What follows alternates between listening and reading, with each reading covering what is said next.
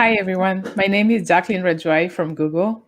I'm excited to kick off round one of the Lightning Talks, and I'm here with an amazing and inspiring group of people who are using geotechnology for good. Hi, everyone. Hi. Hi. Hi. All right, so the way this will work is that I'll introduce the first speaker, and you have 5 minutes to deliver your lightning talk, no pressure there. Then as we get close to the 5 minutes, we'll start adding everyone to the side of the presentation. And that's your cue to kind of wrap up things quickly. And then I'll introduce the second speaker and we rinse and repeat. Does that make sense? Is everyone ready? Okay. Awesome. Okay, so first up is Orly Shapiro from WWF-Germany. Orly, take it away. So my name is Orly, and I'm from WWF, and I'm going to talk to you about some seascape mapping in the cloud. And I'd like to acknowledge my project partners, Fourth in Crete and DLR, the German Aerospace Center. Next slide, please. So when I talk about seascapes, I mean mangroves, seagrasses, and corals together. The photo on the right shows a typical example of a tropical mangrove, which grows in salty water and intertidal zones. And below the surface, you can see roots and seagrasses providing nurseries and habitats for all the biodiversity that live in the transition zone between land and coral reefs. Let's consider that a majority of the global human population lives along the coast. And so seascapes provide a lot of ecosystem services in the form of food and fisheries, income from tourism, or protection from cyclones and storms. So why are connected seascapes so important? Well, fish move around in different habitats in different parts of their life stages. And so they use some areas for reproduction, some areas for foraging. And research has shown that seagrasses, corals, and mangroves are actually better together, meaning that if you have more fish and richer biodiversity and more complex populations, where mangrove nurseries exist close to coral reefs and seagrasses. And this is essentially how coral reefs and seagrasses provide food for over 1 billion people. But most people look at water or land alone. They never look at both. In fact, I started my career as a marine remote sensing specialist, and the first thing I would do with any satellite image is take away the land. But now we have Sentinel data from the European Space Agency, and with Google Earth Engine, we can actually look at the entire ecosystem. Next slide, please. So I know that you're aware that climate change, overfishing, coastal development, and deforestation are destroying lots of mangroves and coral reefs around the world. So now more than ever, we need quick and agile tools to monitor these seascapes. But how can we do it? Next slide, please. Well, thanks to Google Earth Engine, there's actually a lot of possibilities. First and foremost, the platform lets us easily share and collaborate scripts and workflows with partners. And this is how we've developed the workflow between people in Greece, Indonesia, and Berlin. So first, the highlight of my approach is that we have both land and sea, as you can see on the slide. And one of the best parts about Google Earth Engine is that we can combine lots of satellite data from all sorts of different satellites. So we're talking about the tropics, we have lots of clouds, but we can make composites from Landsat, all the different Landsat satellites, or Sentinel. We can also fuse Sentinel 1 and 2 on land for mangroves. And I've developed methods to do automatic classification or automatic sampling and training, which basically makes the whole process a lot faster. The land and sea masking is also automatic. And in the sea area, we actually have really cool automated algorithms to remove glint and surface effects from waves and things like that. And we have an automated system to map depth and bathymetry, so we can know how deep the water is, and then we can essentially remove the water column and see the ocean floor as if it had no water on it. And all this is really rapid and includes an accuracy assessment, so we can know how good our maps are. Next slide, please. So what this means is that we can, first and foremost, map extent of habitats. So the map on your left, for example, shows you mangroves in dark green, the light green is seagrass, the light tan is sand, and the pink are corals. And this is in a protected area in Mozambique. So this data can be used to design ecotourism zones or fishing closures or sanctuary areas, as you can see the little polygons on the left. And we can repeat this map over time so we can provide up-to-date information for park managers. Now the map in the middle, though, it goes a little bit deeper because we can see now the quality of the mangroves. And we can see where mangroves are maybe getting denser and greener in the green. And in red is where they may be disappearing or degrading or becoming more sparse. And we can do the same thing in water. the map on the right basically shows the changes in seagrasses before and after a cyclone. So you have areas of increase in seagrasses in green and the decrease in red. So really all of this together lets you map really what the quality of the landscape looks like.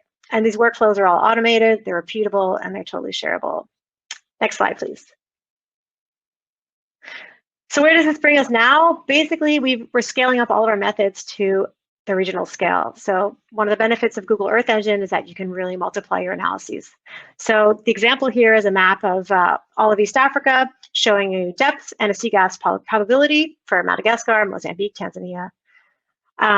Very cool. And we've actually built customized mobile applications, so mobile phone applications where people can collect data over time and add it into our system, into our workflow. We want to expand the system to include wetlands as well, so we can really have all the interconnected systems. And finally, looking for ways to actually detect changes in seagrasses and corals at the same time as mangroves. So if anybody has an idea on how to look at connectivity over time and space, please get in touch, because that's the next step of the project. Next slide, please. So finally, what this really means at the end of the day is that we are providing data for intact, thriving seascapes. Like for this woman in Mozambique, she's holding a fat, tasty octopus. And the only way you can get the octopus to that size and that abundance and enough to sustainably feed her family and all of her neighboring villagers is that you need good data. And you need to know where these habitats are, how they're doing over time, where octopus live, where they reproduce, and where you can catch them. And all those things come from the types of maps that we've provided. Next slide, please. So that's the end of my talk. Please get in touch if you have any more questions, and feel free to visit our apps and look at our reports. And I'm looking forward to hearing from you. Thanks, everyone.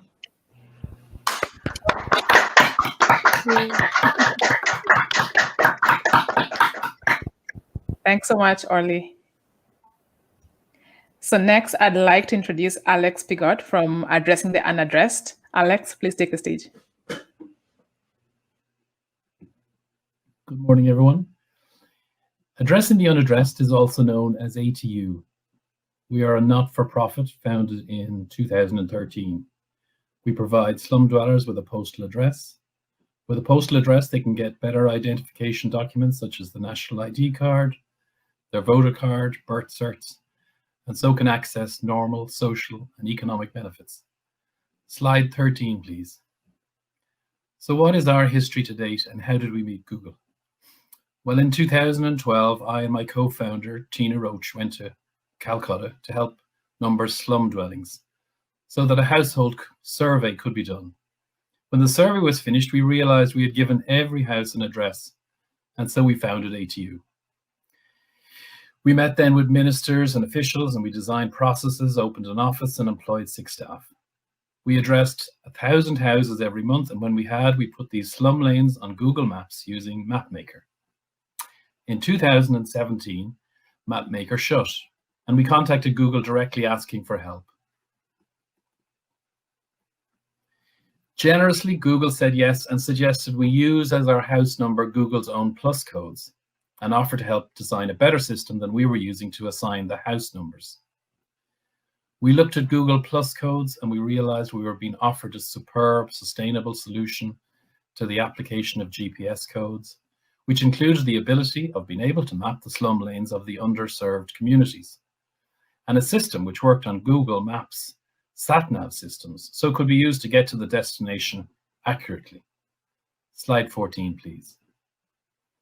So in January 2018, we flew into Ireland, the 2 most senior members of the team from India, meeting with Google engineers and analysts in Dublin, and over a 2-day session carried out the system analysts on a new app we could then use. By June 2018, it was ready for testing, and so a team of ATU and Google resources started work in Calcutta. There were hiccups, of course, but over the next 12 months, the system settled down until we were successfully addressing 20,000 houses a month. In terms of responsibilities, ATU did the introductions and permissions, then ATU and Google resources carried out the number assigning and affixing, then ATU carried out the household surveys. The process was running relatively smoothly, with Google resources getting ready to slow down and pull out when we hit 2 big speed bumps which have stopped our work. The first was the Citizens Amendment Bill, and the second, of course, is COVID. To date, we have completed addressing about 200,000 of the 300,000 slum houses in Calcutta, and we are awaiting until the climate is more favourable before going back to complete our work. Slide 15, please. So here's the process for anyone who wants to copy our work elsewhere. First, we sensitise the slums. We talk to the councillor and local leaders, and we walk the slum lanes, handing out information, leaflets, and speaking to the residents. Next, we open up the app and walk the lanes, mapping their contours and bends, their start and finish points. This is called lane tracing. Then we walk through the lanes, identifying the plus codes for each house and writing the number in indelible marker on the door frames. This is called assigning plus codes. Next, we take the list of plus codes and send them to a plate maker, who sends them back again, and we again walk the lanes for a third time, affixing the plates to each of the door frames, identifying the correct door by matching the plate code with the code already written there. Then a flex wall map or maps are produced for the slum lanes and erected at entrances to the slum lanes. Then we head out using a cloud-based GIS data collection service, and we gather the household surveys using tablets. This data is then checked back in the office before being analysed and shared with the local councillors and local NGOs. It's then used by them and by us to help the slum dwellers get birth certs, voter cards, ID cards, bank accounts, and for the NGOs to ensure that no one is left behind. India Post staff for the area are also trained to deliver mail. In addition, we run post office account opening events. Let me show you now some slides which give you an idea of the impact of our work. Slide 16, please. Here are postmen being trained to deliver mail. Slide 17, please. Here are staff from India Post and ATU opening post office savings accounts. Slide 18, please. Here's a data use showing how household income and child labour are linked. Slide 19, please. Here's a data use showing that slum households do not, as some people think, house multiple children. In fact, they house 2 or less. Slide 20, please. And here's a map of all the toilets available in the slums we have covered. Slide 21, please. Finally, let me say that our mission is to promote our work to anyone who wants to copy it on a cost recovery basis. And the manuals for what we do should be available before the end of this year. Thank you for listening to me.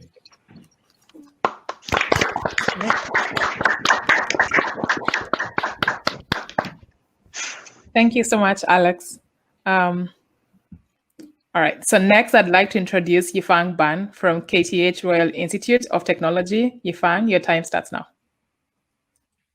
Thank you, Raj. Hi everyone. My name is Yifang Ban from KTH in Stockholm, Sweden. I would like to tell you about our research on Earth observation, big data, and deep learning for global environmental change monitoring. I'm here representing my team, EOAI for Global Change at KTH. Next, please.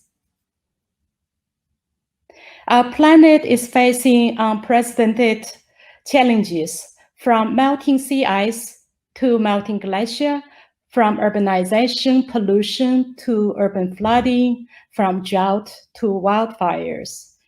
According to the UN High-Level Assembly, it's only 11 years left to prevent irreversible damage from climate change.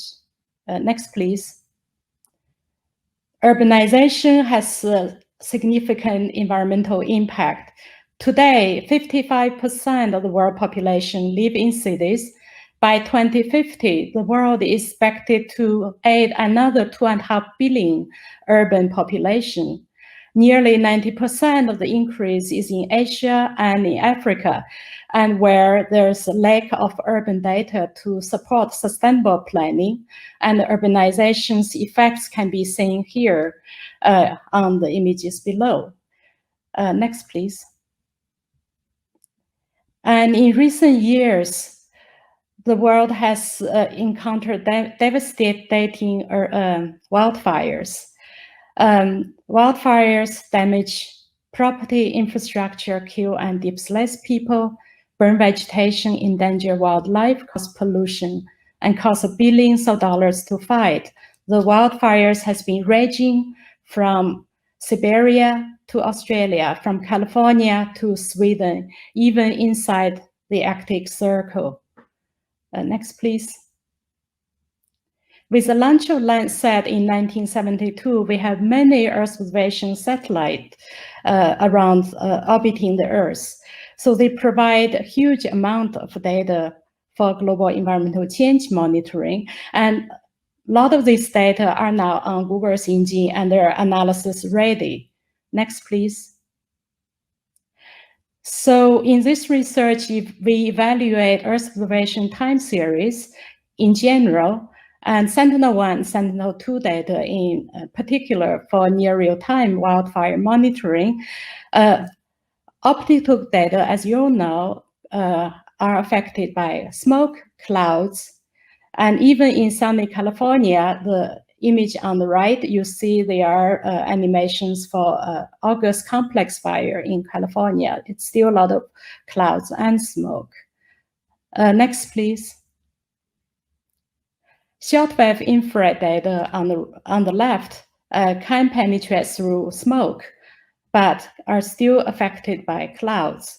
So radar, with its day and night imaging capability and clouds and smoke penetration, can be used to monitor wildfire near real time. And here you see Elephant Hill and August complex fire as an example.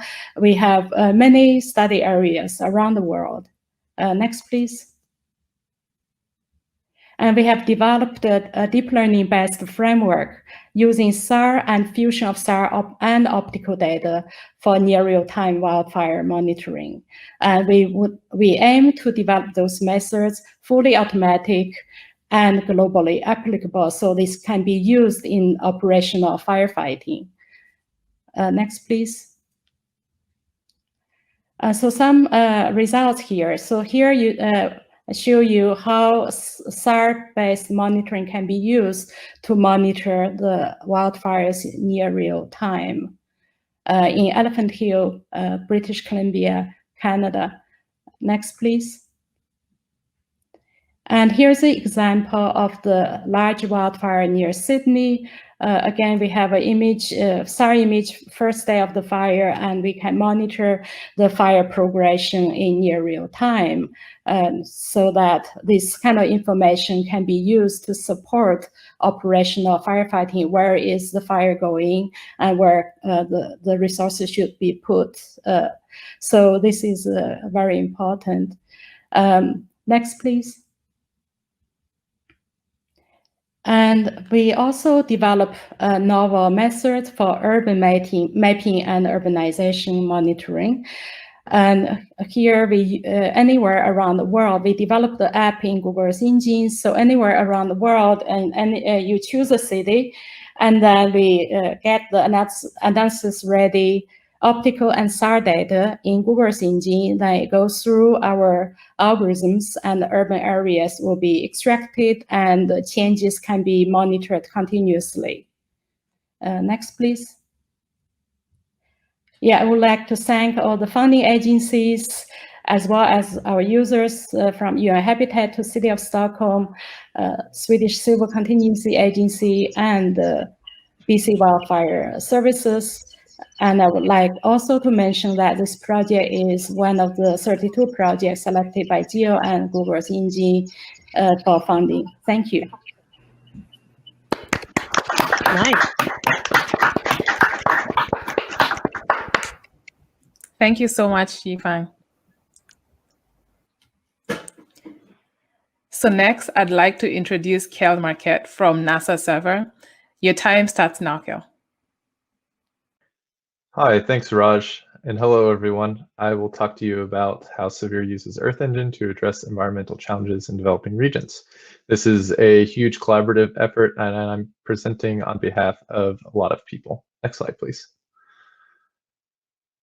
So the problem that we see is countries around the world need satellite data. There's complex environmental challenges, and these are data scarce regions.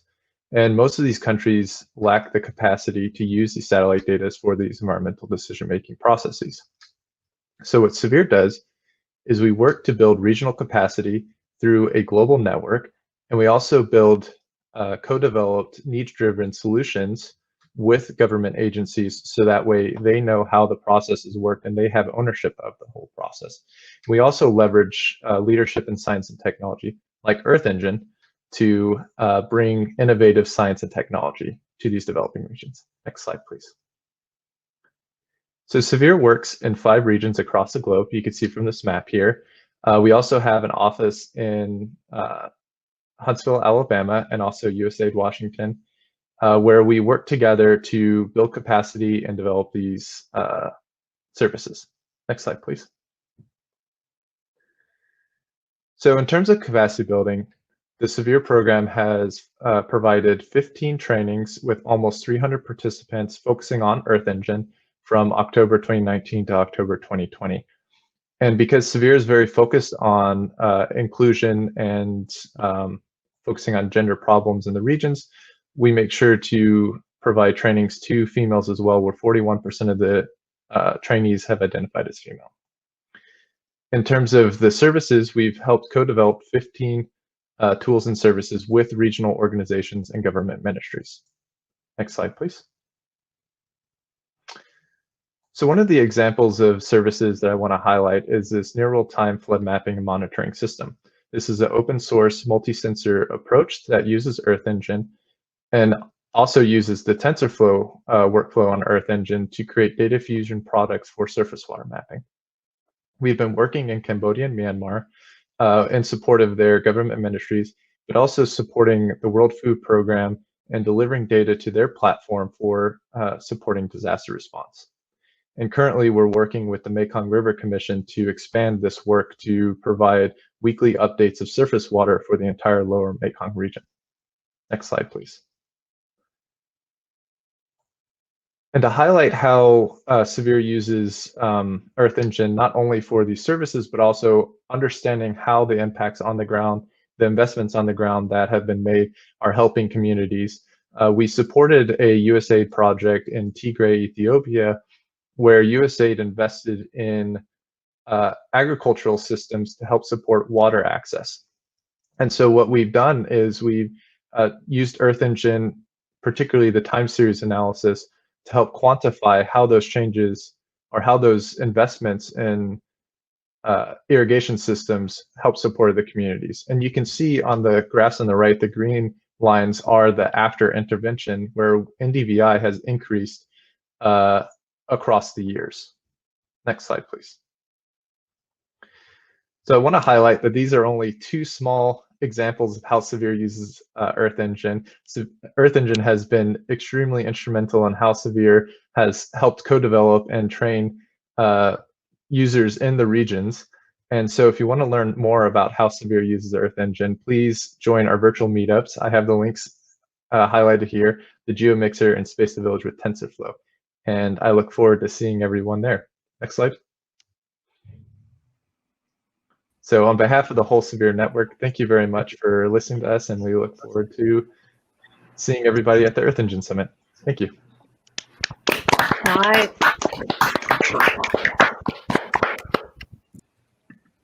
Next, I'd like to introduce Andy Jeffrey from Coffee and Computers.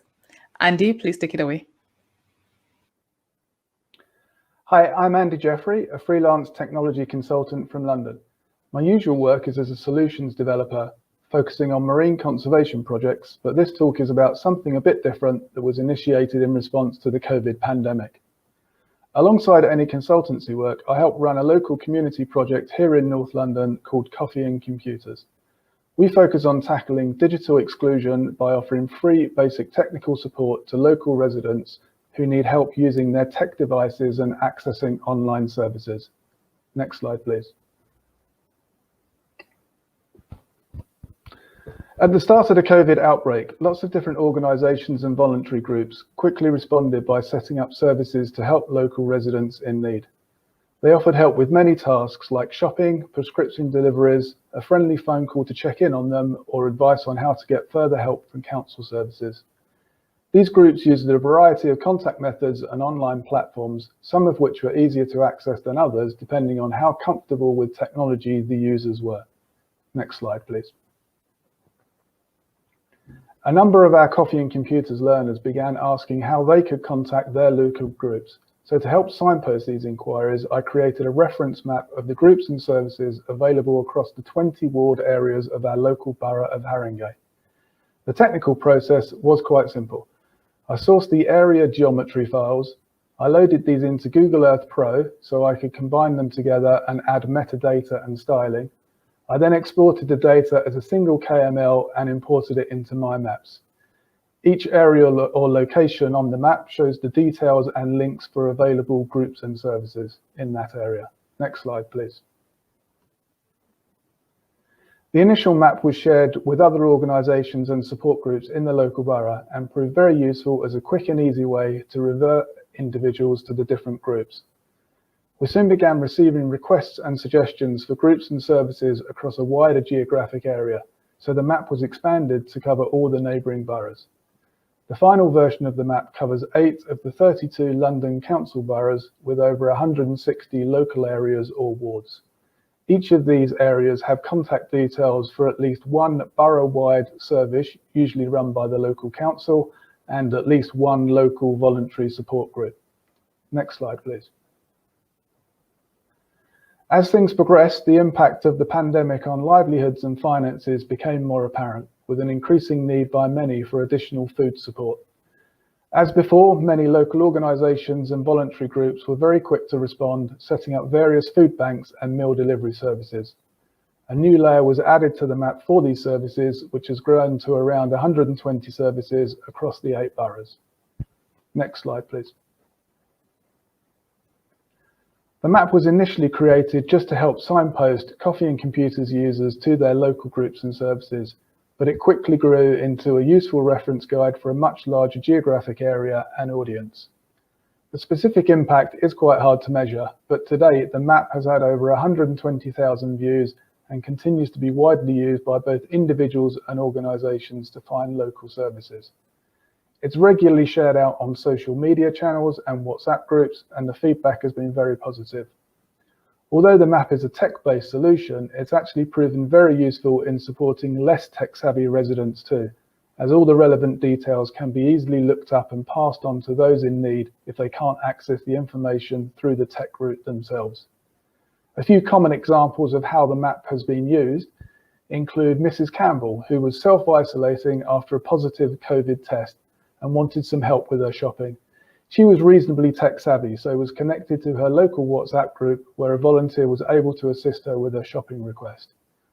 Or Mr. Jones, he was looking for his local food bank. He wasn't online himself, but a support group volunteer was able to quickly look this up on the map and pass on the details over the phone. The map has also been used by a number of local council services and social support teams internally to help find services for their clients and refer them on to the relevant support groups. Unfortunately, the demand for COVID-related support services looks set to remain high for the foreseeable future, so the map will continue to be available and updated where possible for anyone that needs help finding and accessing these services. Next slide, please. Thank you for listening, and a big thank you also to all the volunteers and support groups for the help they've given and continue to give to their local communities during these difficult times. You can visit the map at this address, and please do get in touch if you have any questions or offers of consultancy work via this email or my bio on the Geo for Good website. Thank you and stay well.